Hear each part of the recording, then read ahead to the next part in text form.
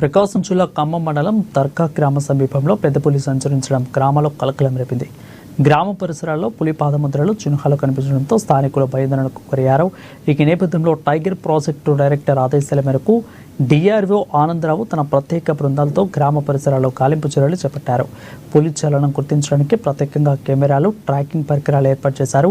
గ్రామ ప్రజలు అప్రమత్తంగా ఉండాలని, పులి కనబడితే వెంటనే అటవీ శాఖ అధికారులకు సమాచారం ఇవ్వాలని అధికారులు సూచించారు.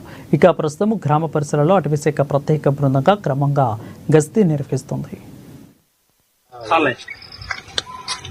Deputy director project tiger Giddalur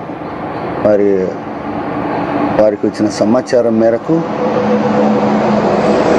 దర్గా కొండలోని సాయిబాబా గుడి దగ్గర ఉన్నటువంటి రస్తాలు వెంబటి కొన్ని పాదముద్రికలు కనిపించాయని అక్కడ కొందరు సమాచారం తెలిపి ఉండగా డిప్యూటీ డీడీపీటీ వారి యొక్క ఆదేశాల మేరకు మేము బేస్తవారపేటలోని సాయిబాబా గుడి దగ్గర దర్గా కొండకు వెళ్ళి పరిశీలించాము. అవి కొన్ని మాంసాహార జంతువు సంబంధించిన పాదముద్రికలుగా గుర్తించడం జరిగింది. అయితే ఆ వచ్చినటువంటి పాదముద్రికలు పరిశీలించాము.